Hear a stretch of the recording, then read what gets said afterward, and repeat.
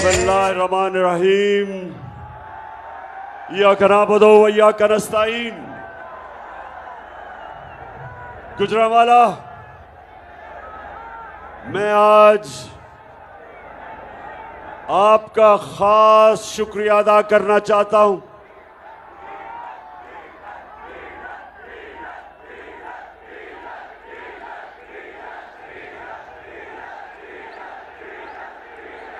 मैं जब आज रास्ते में कई घंटे गाड़ी में बैठ के, क्योंकि जहाज में आ नहीं सका तो गाड़ी से आ रहा था, तो मैं शाह महमूद कुरैशी को कह रहा था कि एक दफा अभी 2 महीने पहले गुजरांवाला ने ये पूरा स्टेडियम भर दिया था, तो शायद इस बारी गुजरांवाला ये स्टेडियम ना भर सके। तो इसलिए आज आप सबको देख के मैं आज खास आपको सलाम भी करता हूं, आपका शुक्रिया अदा करता हूं। अच्छा, अब आईएसएफ, पहले तो मैं आईएसएफ वो जरा जो आईएसएफ के बैनर्स हैं वो नीचे कर दें, क्योंकि मैंने अभी वीडियोस दिखानी है अपनी कौम को, और इसलिए भी कि आईएसएफ अभी मुझे तुम्हारी बड़ी जरूरत हो पड़ेगी। जो बातें मैं अभी करने लगा हूं और जो मैं अपनी कौम से आखिर में जो कौम की तैयारी करवा रहा हूं, मुझे इस कौम के नौजवानों की बहुत जरूरत पड़ेगी हकीकी आजादी के लिए। तो ये बैनर बंद कर दो ताकि लोग पीछे से देख सकें, क्योंकि मैंने तुम्हें देख लिया आईएसएफ। अच्छा जी, गुजरांवाला,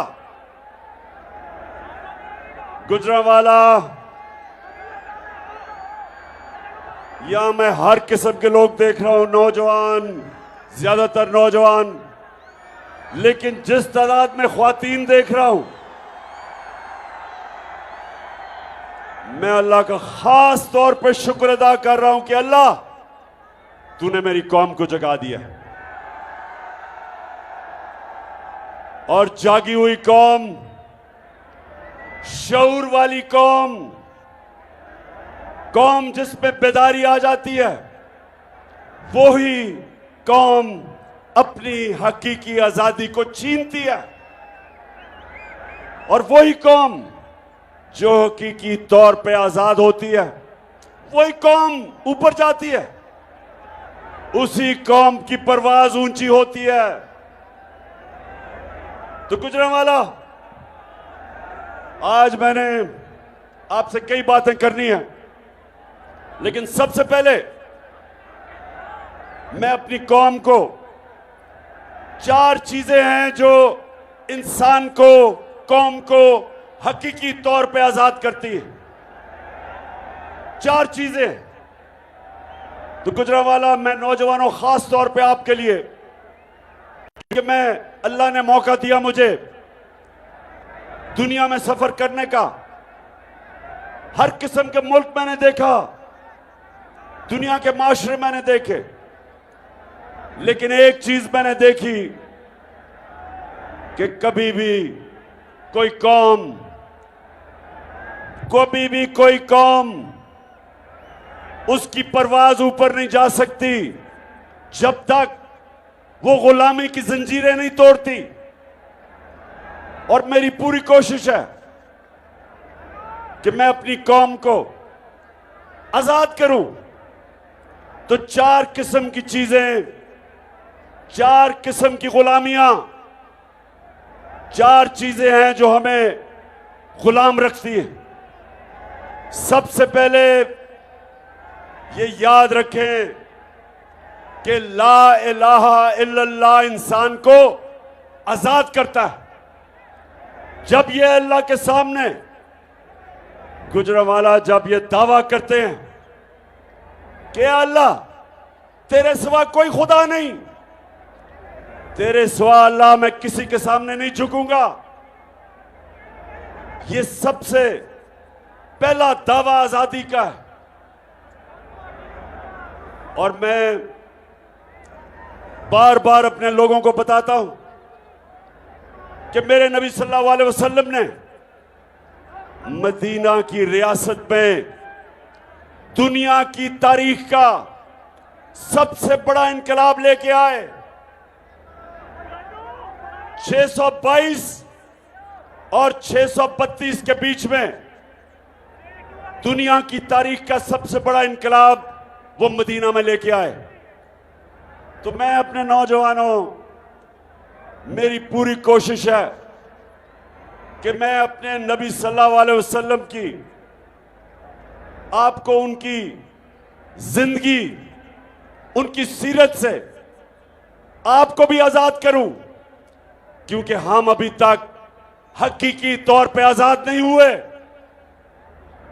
अंग्रेज की गुलामी से तो कायदे आजम ने हमें आजाद कर दिया, लेकिन जो मौजूदा 4 किस्म की गुलामी है, मेरी पूरी कोशिश है कि मैं अपनी कौम को आजाद करूं। तो सबसे पहली गुलामी, मेरे नौजवानों और मेरी बहनों, खास तौर पे मैं चाहता हूं, जिस तरह मेरी वालदा ने बचपन से मुझे बताया, मैं जब हमेशा मुझे याद था कि मेरी वालदा मुझे बताती थी कि तुम्हें नहीं अंदाजा कि गुलामी क्या होती है। हमने अंग्रेज की गुलामी देखी है और बचपन से वो मुझे बताती थी और कितने फख्र से बताती थी कि आप एक आजाद मुल्क में पैदा हुए। तो जो सबसे बड़ी और बुरी गुलामी वो तो है कि आपके ऊपर कोई और मुल्क कब्जा कर ले और आपको गुलाम बना दे, जो अंग्रेज ने हमें बनाया।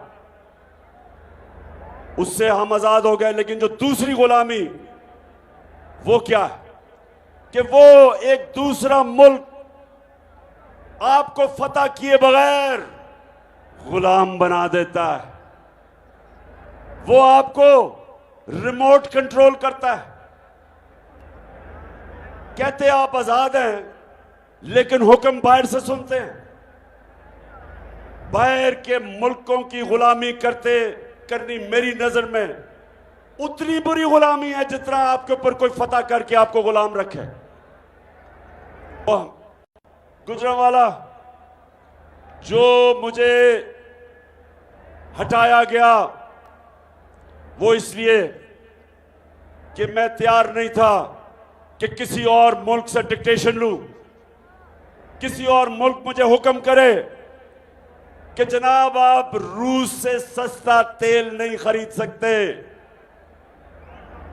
हिंदुस्तान खरीद सकता है। वो भी हमारे साथ आजाद हुआ था। हिंदुस्तान अपने लोगों के लिए 40% कम कीमत पे तेल खरीद रहा है रूस से। लेकिन ये जो इंपोर्टेड हुकूमत है, हमने बात भी की थी रूस से, प्रेसिडेंट पुतिन से मेरी बात हुई। मैंने उससे बताया कि दुनिया में आलमी तेल की कीमत इतनी ऊंची है और ये जो जंग हो रही है यूक्रेन के साथ, उससे और ऊपर चली जाएगी। तो हमारे तो 10 करोड़ लोग हैं, 5 करोड़ गुर्बत की लकीर से नीचे, और 5 करोड़ ऐसे लोग जब कीमतें ऊपर जाती हैं वो भी नीचे चले जाते हैं गुर्बत के, 2 वक्त की रोटी नहीं खा सकते। तो हमें सस्ता तेल चाहिए। और दूसरा गंदम, जो 20 लाख टन हमने गंदम खरीदी थी, मैंने उससे कहा कि हमें डिस्काउंट पे गंदम चाहिए ताकि हम अपने लोगों को सस्ता अनाज बेच सके। दोनों मान गया, वापस आया। और आपको पता है जो बैरूनी साजिश चली उससे हमारी हुकूमत कराई गई और ये इंपोर्टेड चोरों को हमारे ऊपर मुसल्लत किया गया। और उन्होंने आते साथ ही पहला काम क्या किया, अमेरिका से डर के, रूस से, ना उन्होंने गंदम ली और ना ही उन्होंने सस्ता तेल लिया और उन लोगों के ऊपर महंगाई का बम फेंक दिया। कभी इतनी महंगाई नहीं हुई। और फिर एक तरफ महंगाई और दूसरी तरफ हमारा जो वजीर आजम क्राइम मिनिस्टर चेरी ब्लॉसम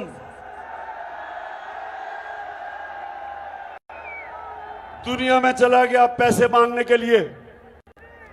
अब गुजरांवाला मैं अब एक और चीज बताऊं कि जब प्राइम मिनिस्टर था मैं, तो जब भी मैं किसी बैरून मुल्क मिनिस्टर या प्राइम मिनिस्टर से मिलता था तो मुझे पहले मेरा फॉरेन ऑफिस बताता था कि इसकी रेपुटेशन क्या है, इसकी तालीम क्या है, ईमानदार है, चोर है, करप्ट है, सब कुछ पता, हर चीज जिससे भी मैं मिलता था और जो भी दुनिया में प्राइम मिनिस्टर मिलता है, हर चीज उसका अगला पिछला पहले पता चल जाता है। तो जब शहबाज शरीफ गया पैसे मांगने के लिए,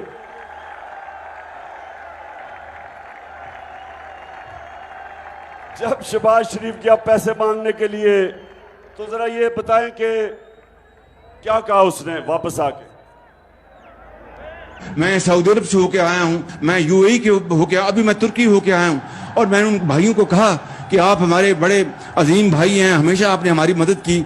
और मैंने यही कहा जब मैं आया हूँ तो आप समझेंगे शायद ये मांगने के, शायद ये मांगने आया है, मैं मांगने नहीं आया, लेकिन मजबूरी है। हमारा जिस तरह माजी में 75 साल में आपने हमारा हाथ बटाया है, कुछ अर्सा आप हाथ बटा। मैंने कहा मैं वादा करता हूं कि इंशाअल्लाह हम पूरी कौम हम मिलकर दिन रात मेहनत करेंगे, पसीना कराएंगे, अपने पांव पे खड़े होंगे। गुजरांवाला ये इस चीज के खिलाफ, इससे डर के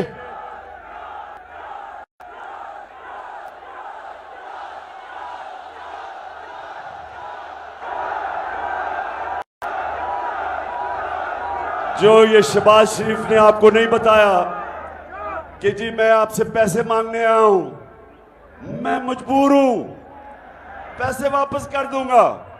ये अभी आप घर इधर से जाएं, कोई मांगने वाला आपको मिलेगा, वो यही कहेगा कि मैं बड़ा मजबूर हूं, मैं मांगना नहीं चाहता लेकिन बड़ा मजबूर हूं। तो असल तो उससे पूछना चाहिए। अच्छा, अब जिधर ये मांगने गया, अब ये सुने, जो जो सरबराह शहबाज शरीफ को मिला उन सबको पता होगा कि नवाज शरीफ और शहबाज शरीफ के अरबों डॉलर मुल्क से बाहर पड़े हैं, और इनका जो साथी है आसिफ जरदारी, अरबों अरबों रुपए की इनकी प्रॉपर्टीज बाहर हैं, उनको सब पता है। तो उनके सामने जब मांगने गए तो यही होना था।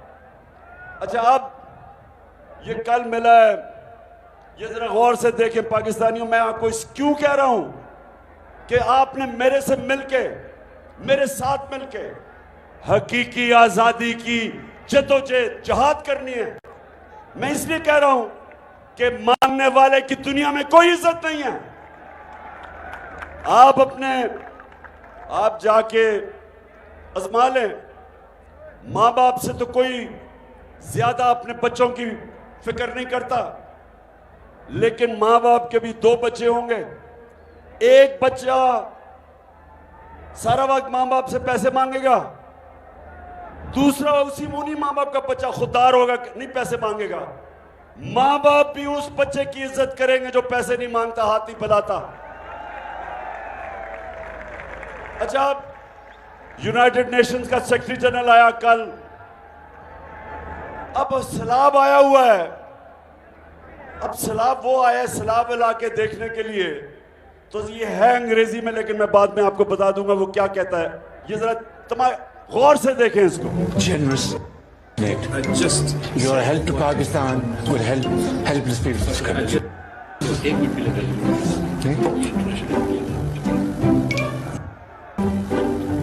Well, I told you that great human being, Sikh General,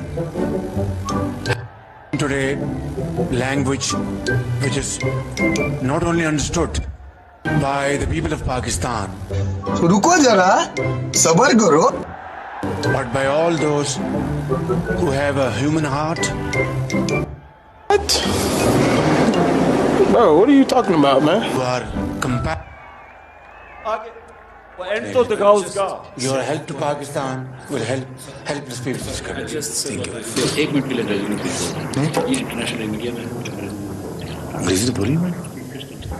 Well, I told you that this great human being, Sikh General, has spoken today language which is not only understood by the people of Pakistan, but by all those who have a human heart, who are compassionate, human heart who have empathy, यानी कि and who inhuman heart भी who होता are है। generous, speaking from the core of the heart.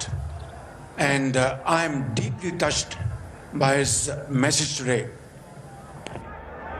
Today, this is my first meeting with him, but after having met him, it seems that we have been together for many years. Thank you very much, General Secretary, and I assure you, whatever support we get from your institution and through your institution, I give you my word of honor, along with all these ladies and gentlemen sitting on this table, ministers, general officers, government officials, ladies and gentlemen, that every penny we get from you or from wherever, we will spend it most transparently and in the interest of the suffering humanity. सुने आप ये जरा, ये सुने जरा, ये मैं इसलिए आपको ये दिखाया है, थोड़ा सा लंबा था, छोटा करना चाहिए था। यूनाइटेड नेशंस के सेक्रेटरी जनरल को कह रहे कि जी जो भी आप पैसा देंगे हमें, वो आया सैलाब देखने के लिए, उससे पैसे मांगने शुरू हो गए। जो भी पैसे देंगे आप जो पैसे देंगे, हम आपको श्योर करते हैं कि हम बड़ी ईमानदारी से खर्च करेंगे।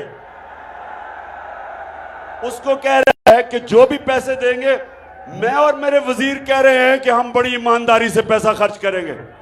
और शहबाज शरीफ उसको पहले ही पता है कि 60% आपके वजीर जमानत पे हैं, करप्शन के केसेस हैं उन पे।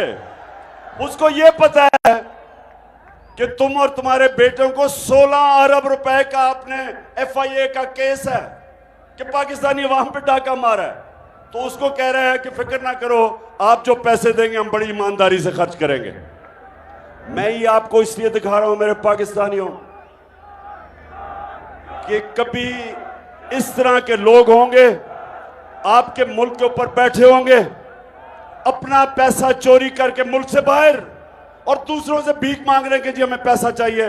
कभी हरे पासपोर्ट की कभी इज्जत नहीं होगी।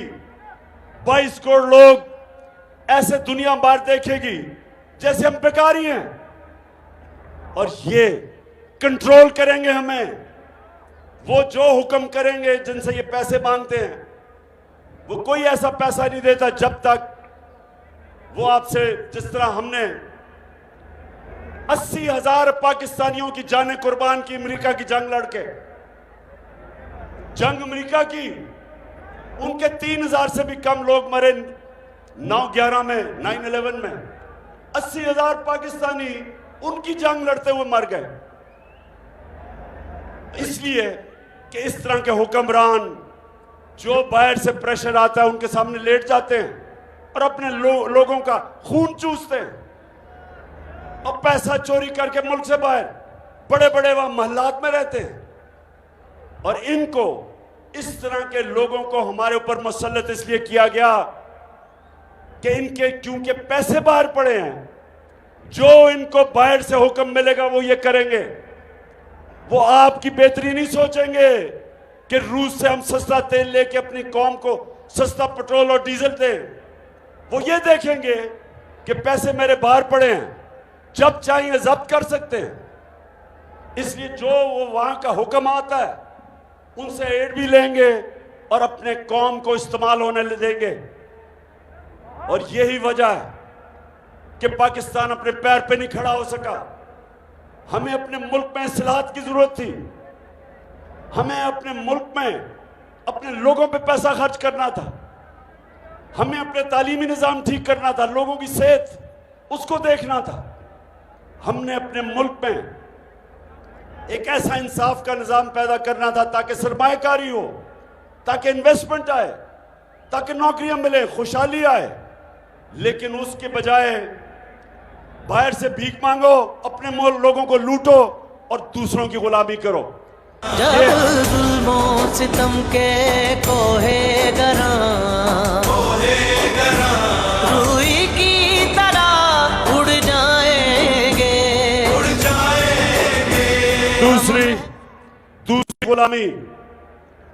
दूसरी गुलामी है गुर्बत की गुलामी। गुर्बत की वजह से लोग गुलाम हो जाते हैं।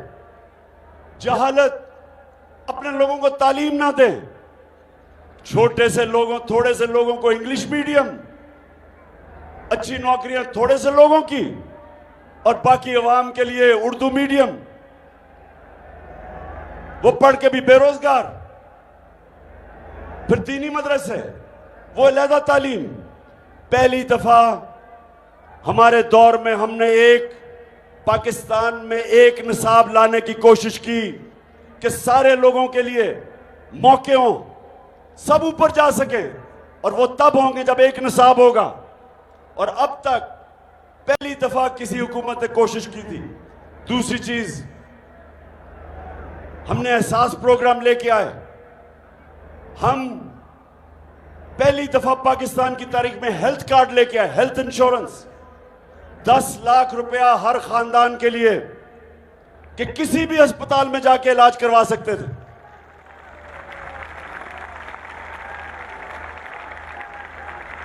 और ये हमारी कोशिश थी कि जो मदीना की रियासत में मेरे नबी सल्लल्लाहु अलैहि वसल्लम ने लोगों को आजाद किया था, उन्होंने पहली फलाई रियासत बनाई थी। उन्होंने रियासत ने जिम्मेदारी ली थी अपने कमजोर तबके की। आज यूरोप जाएं तो यूरोप में आज आपको फलाई रियासत मिलेगी। मुसलमान दुनिया में बहुत कम है, जबकि दुनिया की तारीख में पहली दफा मदीना की रियासत बनी थी फलाई। तीसरी चीज ज़हनी आजादी, अंदरूनी आजादी। ये 4 किस्म के नौजवानों याद रखें, कभी कोई इंसान बड़ा इंसान नहीं बन सकता जब तक वो आजाद नहीं होता। जिसको इलामा इकबाल ने कहा कि इकबाल का शाहीन होता ही है जो आजाद होता है, तभी वो ऊपर जाता है, तभी उसकी परवाज बाकियों से ऊपर होती है, क्योंकि जंजीरें तोड़ रहता है। और जंजीरें टूटती हैं ला इलाहा इल्लल्लाह से, वो आजाद करता है इंसान को। इसलिए मदीना की रियासत में वो अरब जिनकी कोई हैसियत नहीं थी, मेरे नबी सल्लल्लाहु अलैहि वसल्लम ने उनको आजाद करके, दुनिया की तारीख शाहिद है कि इतना बड़ा इनकलाब आया और उन्होंने चंद सालों में दुनिया की इमामत की। कुरान में अल्लाह कहता है कि मैं कभी किसी कौम की हालत नहीं बदलता जब तक वो कौम खुद अपनी हालत बदलने की कोशिश ना करे। तो अंदरूनी हालत, मेरे नबी सल्लल्लाहु अलैहि वसल्लम ने इंसानों को कैसे आजाद किया? उन्होंने सबसे पहले खौफ का बुत तोड़ा। ये खौफ का बुत एक बड़े इंसान को छोटा इंसान बना देता है। आज तक मैं किसी खिलाड़ी को नहीं मिला, मैं 20 साल दुनिया में खेला, जो भी खिलाड़ी ने बड़ा ऊपर गया उसने सबसे पहले अपने खौफ के ऊपर काबू पाया। जो खिलाड़ी हारने से डरता था, जो बैट्समैन गेंद लगने से डरता था, जो बॉलर फेंटा खाने से डरता था, यानी कि जब मार पड़ती थी, वो कभी ऊपर नहीं जाते थे। जो दुनिया में सबसे पहला आदमी जिसने सबसे ऊंचा पहाड़ माउंट एवरेस्ट पे चढ़ा था, उसको पता था कि उससे पहले जिसने भी कोशिश की उस ऊंचे पहाड़ पर चढ़ने की, या वो मर गया था या वो फेल हो गया था।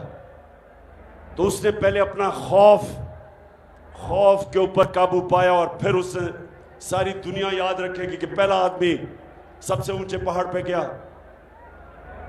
तो ये जो आजाद किया मेरे नबी ने,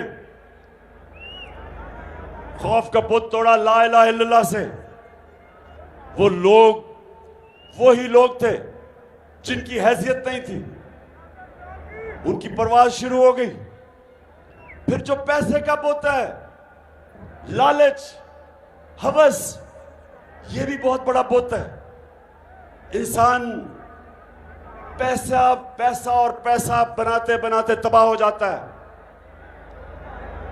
जो पैसा है, सब मेरे नौजवानों आज मेरी बात याद रख लेना, बड़े बड़े मैंने लोगों को देखा कि पैसे के पीछे भाग भाग के अपनी जिंदगियां तबाह की। बड़ा पैसा कहीं उन्हें बना के अपने बच्चों के लिए छोड़ा, उस पैसे ने बच्चों को तबाह कर दिया। पैसे से याद रखें कि कभी पैसे से इस्तेमाल ना हो, पैसे को इस्तेमाल करना सीखें, इस्तेमाल ना हो पैसे से। यह भी बड़ा बुत है। तो जब एक इंसान आजाद हो गया, जब उसकी सोच बड़ी हो गई,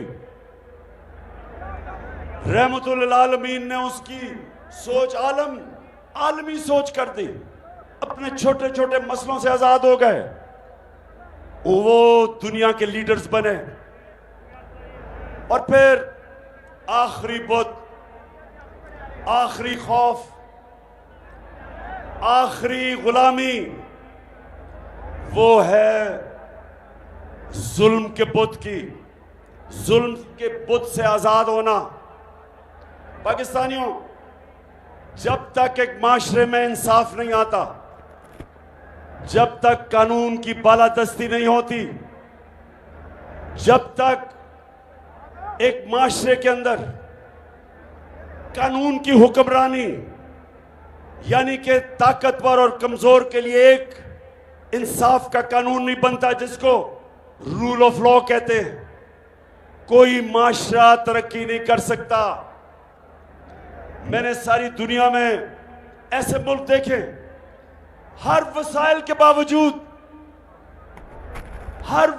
बावजूद गुर्बत में डूबे हुए हैं, क्योंकि वहां इंसाफ नहीं। जब मेरे नबी सल्लल्लाहु अलैहि वसल्लम ने कहा कि तुम्हारे से पहले बड़ी कौमें तबाह हुई, जिधर ताकतवर के लिए एक कानून, ताकतवर चोरी करे तो उसको एनआरओ, और छोटे चोर को जेल में डालना, क्योंकि असल कौम ताकतवर डाकुओं से तबाह होती है, छोटे चोर से नहीं तबाह होती। साइकिल चोर, मोटरसाइकिल, गाय चोर, भैंस चोर, ये मुल्क तबाह नहीं करते, लोगों को तंग होते हैं। लेकिन जब उस मुल्क का वजीर आजम, उसके वजीर, जब वो पैसा चोरी करते हैं, मुल्क तबाह हो जाता है। तो जो इंसाफ, असल में ये है इंसाफ की जंग। पाकिस्तानियों, आपको जो भी मैं कहने लगा हूं, इसके बाद जो मैं आपको तैयार करने लगा हूं, मैं इसके लिए तैयार करने लगा हूं, और मैं अभी अपना लाएमल देने लगा हूं कि हमने करना क्या।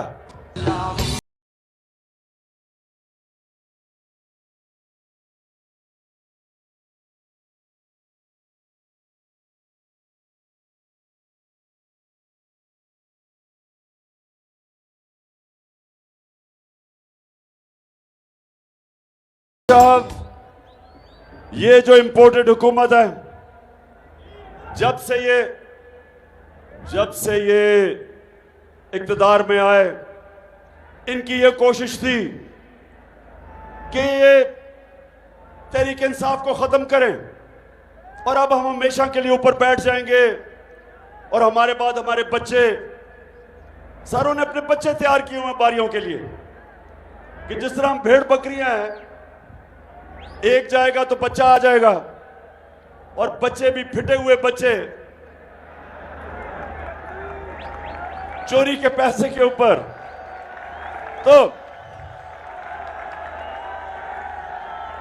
तो मैंने पहले इन्होंने समझा कि लोग तो मिठाइयां बांटेंगे, पाकिस्तानी कौम सड़कों पे आ गई। कभी इस तरह पब्लिक किसी गवर्नमेंट के जाने के बाद इस मुल्क की तारीख में कभी अवाम ऐसे सड़कों पर नहीं निकली।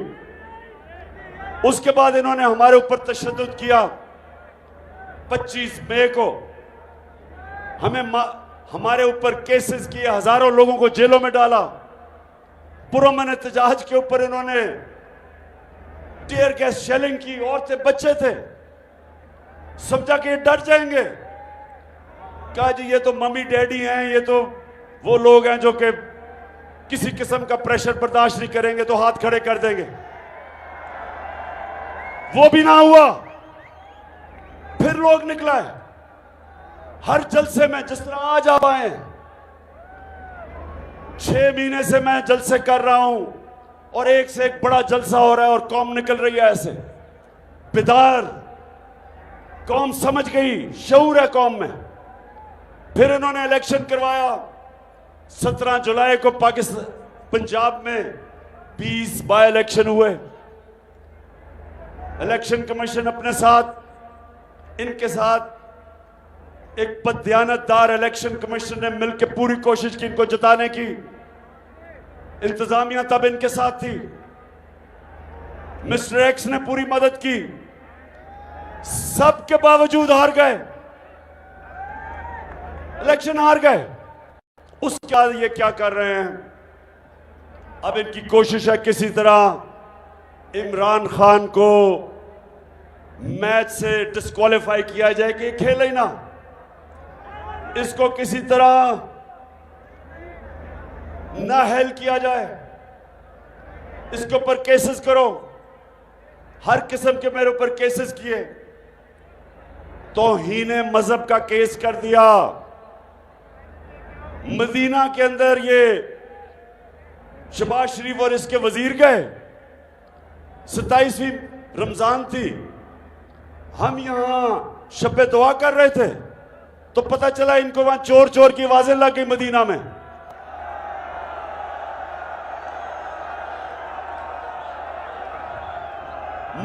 में आवाजें लगती हैं और मेरे ऊपर तौहीन मजहब कर दिया जाता है, FIR काट दी जाती है।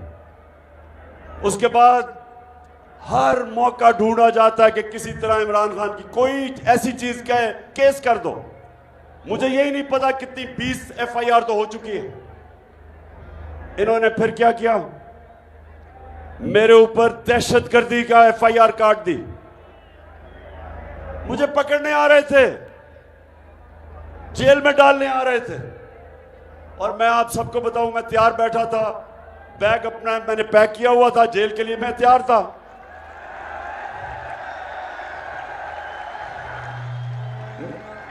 मैं तो आपको कह बैठा हूं कि जेल तो मेरे लिए बड़ी छोटी चीज है। मैं इन चोरों के खिलाफ अपने मुल्क को हकीकी तौर पे आजाद करने के लिए अपनी जान की कुर्बानी देने के लिए तैयार हूं। अब मेरे ऊपर इन्होंने दहशतगर्दी का पर्चा कर दिया। वो क्या था? मेरा जो चीफ ऑफ स्टाफ था शहबाज गिल, उसको इन्होंने अगवा किया। 2 दिन उन्होंने इसको ऊपर तशद्दुद किया। उसके बाद पुलिस स्टेशन आया, अदालत के सामने उसको पेश किया गया। उसने मुझे वकीलों के जरिए पैगाम भिजवाया कि इन्होंने मेरे ऊपर इतना तशद्दुद किया और सिर्फ एक चीज चाह रहे थे कि इमरान खान के खिलाफ कोई स्टेटमेंट दो। और उसने कहा कि मैं और तशद्दुद बर्दाश्त नहीं कर सकता। उसने कहा कि इन्होंने मुझे नंगा करके मेरे ऊपर तशद्दुद किया।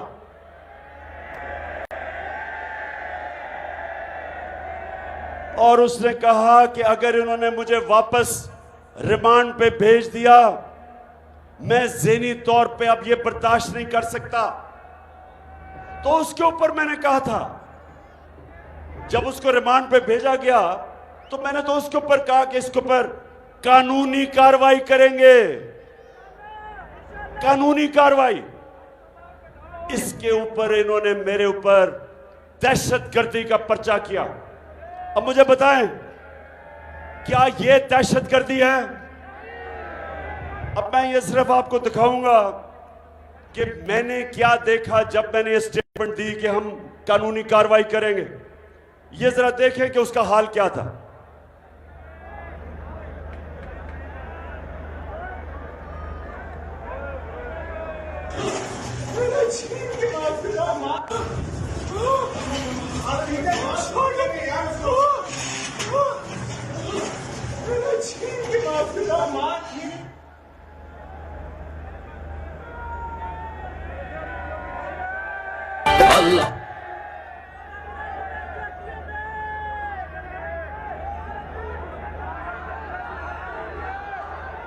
शहबाज गिल, आप ये बताएं कि ये जिनसी, ये जरा बताएं, ये जिनसी तशद्दुद या जो सेक्सुअल असॉल्ट किसने किया?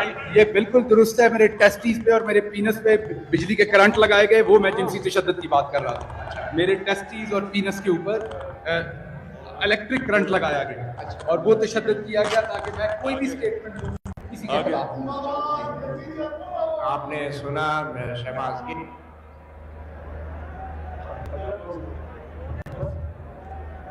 बस ये मैं आपको ये जरा गौर से, इसलिए मैंने आपको यह दिखाया, बस करो, मैंने आपको इसलिए दिखाया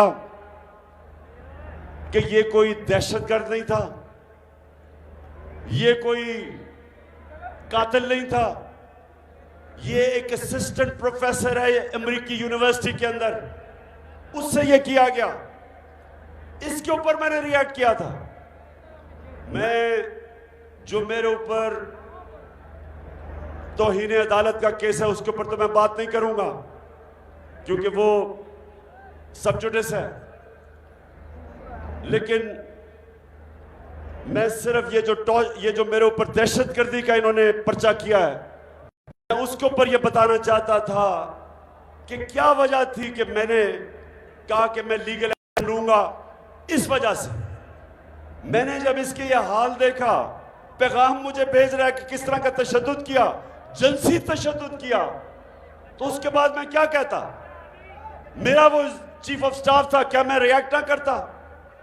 आप मुझे बताएं, मैं रिएक्ट करता या ना करता? तो गुजरावाला, मैं ये जरूर कहना चाहता हूं कि जो इस्लामाबाद हाई कोर्ट है, मैं आज इसलिए नहीं कह रहा कि मेरा केस लगा हुआ है। मैं जब हुकूमत में भी था, मैं अब भी ये कहता हूं कि ये जो अथर मिनल्ला का जो हाई कोर्ट है इस्लामाबाद का, इसने बड़े ज़बरदस्त फैसले किए हैं। मैं इसकी कई दफ़ा इनकी तारीफ की है, इन्होंने स्टैंड लिए हैं ऐसे, और मैं कभी जो भी ये फैसला करेंगे मैं कबूल करूंगा। उन्होंने मुझे बात करने की इजाज़त नहीं दी, अगर बोलने देते तो मैं शायद कुछ बता ही देता कि किस माहौल में मैंने किया। बहरहाल वो केस भी चलेगा। अब गुजरावाला, अब जरा मेरी बात अपने गौर से सुननी, क्योंकि मैं अब आपको वो एक्शन के ऊपर आ रहा हूं कि 4 महीने से 5 महीने से बल्कि मैं पब्लिक में हूं। मैं तकरीबन ज्यादातर शहरों में, बड़े बड़े शहरों में जलसे कर बैठा हूं, 2-2 जलसे कर बैठा हूं। जिस तरह गुजरावाला में ये दूसरा जलसा है। मैं सबसे पहले तो अल्लाह का शुक्र अदा करता हूं कि कभी मैंने अपनी कौम में इस तरह का शऊर नहीं देखा, कभी मैंने अपनी कौम को इस तरह। गुजरावाला, हमारी हुकूमत जब हटाई तो पाकिस्तान की 17 साल के बाद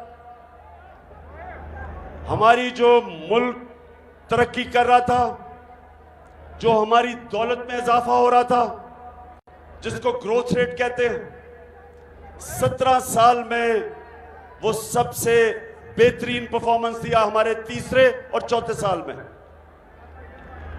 हम 5.6% पे ऊपर जा रहे थे तीसरे साल, और चौथे साल 6% पे ऊपर जा रहे थे। हमारे मुल्क में जो हमारी एक्सपोर्ट्स थी, पाकिस्तान की तारीख की सबसे ज्यादा एक्सपोर्ट्स थी, यानी डॉलर, हम जो चीजें बेच रहे, सबसे ज्यादा डॉलर पाकिस्तान में आ रहा था एक्सपोर्ट से।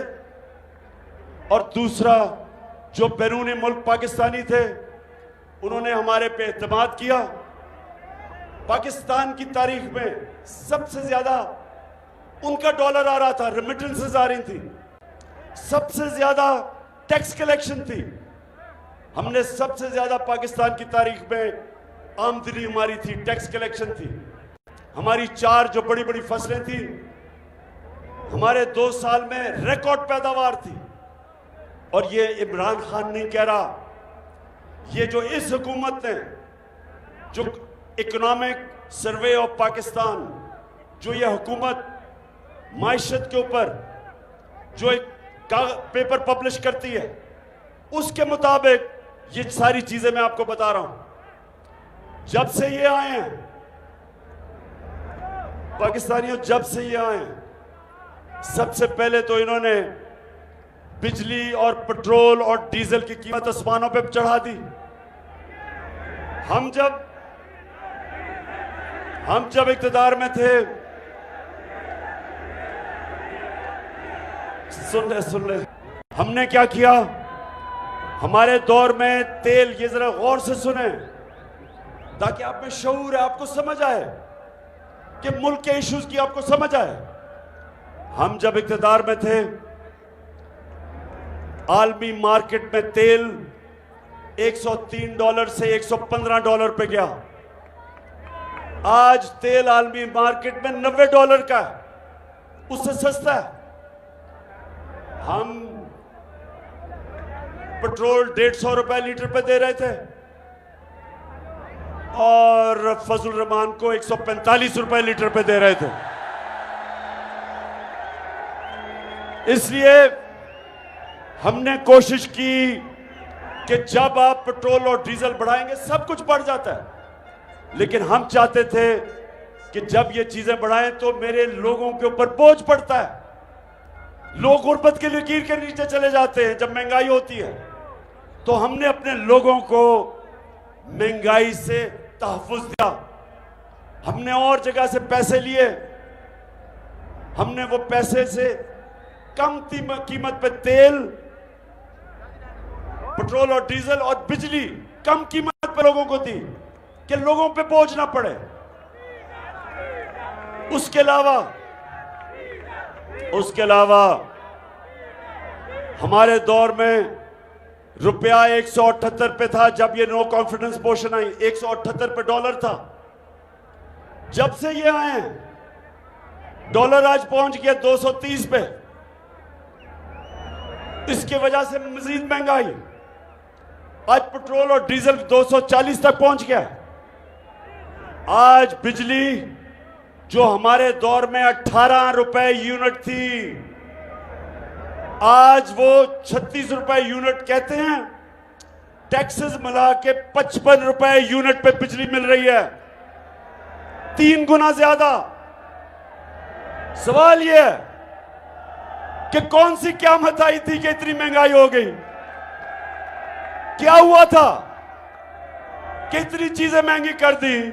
जब इन्होंने सारी कैंपेन 3.5 साल हमारे खिलाफ सिर्फ एक चीज पे की, महंगाई। सारा वक्त महंगाई का शोर। और मैं आज वो मीडिया हाउसेस, वो सहाफी, वो लिफाफे वाले, मैं सबसे पूछता हूं कि आज आपको क्यों नहीं महंगाई नजर आ रही? आज क्यों नहीं आप लोगों के पास जाके पूछ रहे कि जी बिजली का बिल आप दे सकते हैं, या आप क्यों नहीं पूछ रहे? आटा हमारे जमाने में 50 रुपए किलो था, आज तकरीबन 100 रुपए पे पहुंच गया किलो, दुगना हो गया आटा। तो 4 महीने में कौन सी इतनी बड़ी क़यामत आई कि कीमतें आसमानों पे चली गई और मायशत तेजी से नीचे जा रही है।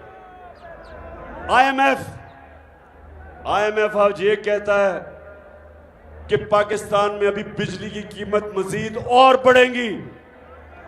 आईएमएफ कह रहे हैं कि मायशत सुकड़ती जा रही है, जो हमारे जमाने में बढ़ रही थी वो कम होती जा रही है। IMF कह रहा है कि पाकिस्तान श्रीलंका की तरफ जा रहा है, सड़कों पे इंतशार होने जा रहा है। ये मैं नहीं कह रहा, IMF कह रही है, क्योंकि बेरोजगारी बढ़ रही है। इंडस्ट्रियां, जो इंडस्ट्री हमारी बढ़ रही थी तेजी से, वो नीचे जा रही है। किसानों के लिए जो ट्यूबवेल में बिजली की कीमत, जो डीजल की कीमत, किसानों के लिए जो खादों की कीमत, DAP की कीमत, तो सारों को नजर आ रहा है कि अगले हम वो उस तरह की पैदावार हमारी अब नीचे जाएगी। तो इसलिए मेरा आज सवाल है कि जिन लोगों ने साजिश करके इनको हमारे ऊपर मुसल्लत किया, मैं उन सब से पूछता हूं कि क्या आपको पाकिस्तान की फिक्र नहीं? क्या आपको खौफ नहीं आ रहा कि हमारा मुल्क किधर जा रहा है? और क्या ये जो ऊपर बैठे हुए हैं, क्या कोई भी अब ये समझता है कि ये मुल्क को निकाल सकते हैं इस दलदल से? क्या कोई आप सामने समझते हैं कि वो जो शहबाज शरीफ हम इश्तिहारों के अंदर बड़ा कारनामे करता था, अरबों रुपए के इश्तिहार खर्च करके, कोई भी आप समझता है कि ये मुल्क को इस दलदल से निकाल सकता है? ये मजीद और हम नीचे जा रहे हैं।